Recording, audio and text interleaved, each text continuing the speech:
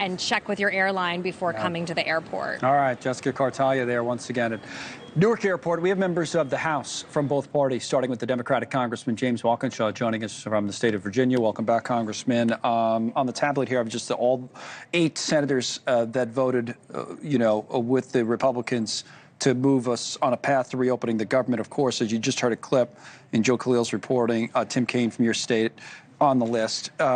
We also heard about frustration among Democrats, House and Senate, with the deal. Where do you stand?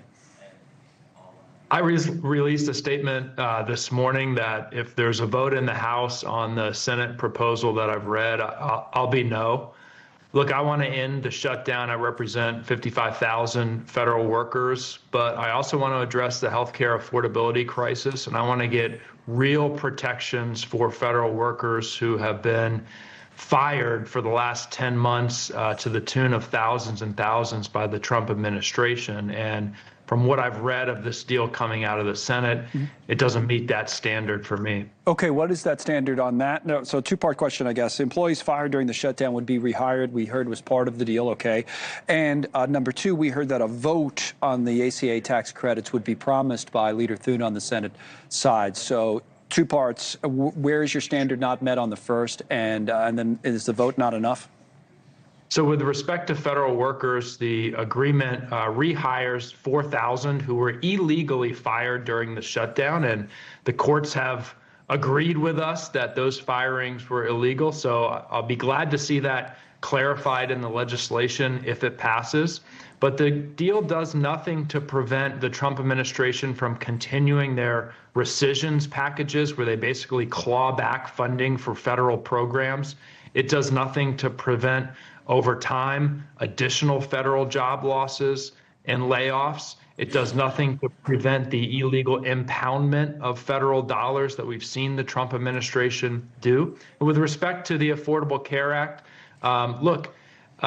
there's been an agreement to hold a vote in the Senate. No guarantee that vote will succeed. Here in the House, I think Speaker Johnson has been quite clear. He doesn't intend to even hold a vote to prevent the health care premiums of millions of Americans from skyrocketing. And from my perspective, that's not good enough. Okay, so as a Democrat then, where is your level of confidence right now in your own leadership, both Hakeem Jeffries in the House, Chuck Schumer on the Senate side? Your colleague Ro Khanna said, and I'm quoting his social media post, that Senator Schumer is no longer effective and should be replaced. If you can't lead the fight to stop health care premiums from skyrocketing for Americans, what will you fight for? You share Congressman Khanna's position on this, or?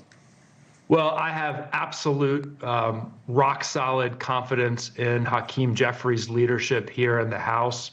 I've never met Senator Schumer or had a conversation with him, so I won't speak to that. Look, I disagree with the 8 Senate Democrats who voted to move this proposal forward, but I'm angry at the Republicans in Congress who for 41 days have refused to even sit down with Democrats and have a serious conversation about skyrocketing health care premiums that my constituents and millions of Americans are experiencing now. That's who I'm most frustrated with. Okay, I understand you've articulated all your positions and the why and why you feel the way you do. For people who are watching, as I mentioned at the top, maybe they're at the airport stuck. I mean, most of the people, I think, in those positions, I'm sure you agree, look at just say, hey, I just want this thing over with. I don't care about the politics. What would you say to them today? Do you think it will be? Are we truly on this path? Or from what you're telling me, is it a little bit of a tougher path that it's going to take a while, that we're not on our way to open up this government right now? How do you see it? Well, look, it seems like they're having a bit of a delay in the Senate, but it seems like the package will pass the Senate sometime in the next 24 hours, and there will be a vote in the House this week. And, my hope is here in the House, we will continue. I know Democrats will continue the fight this week to address the health care issue.